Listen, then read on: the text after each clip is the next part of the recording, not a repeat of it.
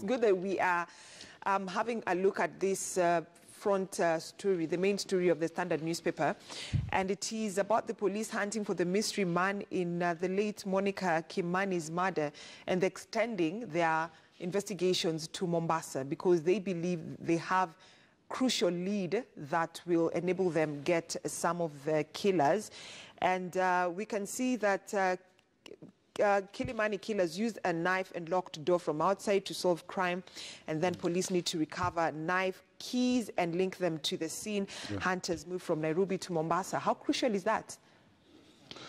No, I think they are doing a good job because they are not just following one track, saying we have this key suspect and we are done. They are not leaving anything for chance, and you know, when you are resolving a murder case, you follow every trail until you reach the dead end. Then you look at the other possibilities. Of course, they believe that if they find the key, that will put them on the scene of the crime, and will probably increase the probable cause, because that was the key that the killer apparently locked the house with. So it is an important piece of evidence, but as I was saying, looks like they're doing a good job of following every possible track, because they're not saying, okay, we have found our main suspect, we are zeroing on in, they're opening it up to any possibility. Yes. And when I read the newspaper, when I was reading about the story, it really don't want us to delve so much into it because it's still a court case. There's a part that was saying, should they fail to get the weapons that were used? They're talking about the knife. They're also talking about the keys that had the keys to the apartment of the late Monica's house.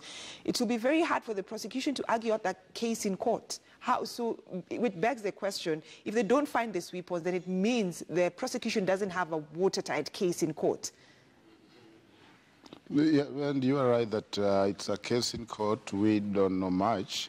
It will help, but I don't think it's detrimental, because it is obvious that whoever has the key will cause it to be lost. It's not in their interest for the key to be found.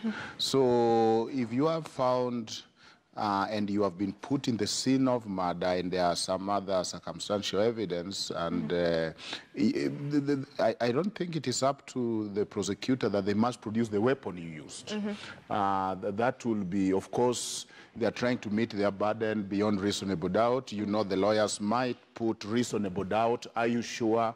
How come you have not found the key? But I don't think that it's so deadly if they are not able to find the key to the house. So it means even that whether they find the key, whether they find the key or the knife, that case will still go on. It will help, but I don't think you have to produce the weapon of murder, because it's obvious that whoever did murder, if you have a reason to put them in the scene and to show that they were involved, they will not bring the weapon.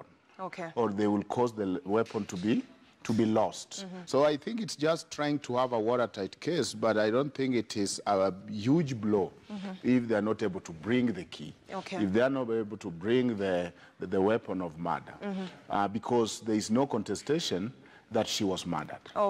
It's not an issue on debate whether she was murdered or not. Autopsy and whatever is showing that she was somebody stabbed her. So then if you bring this person to the scene, you show that they were involved, you don't have to exactly replay and bring the actual weapon. And wait, let me just wrap it up, this issue of the murder of Monica Kimani.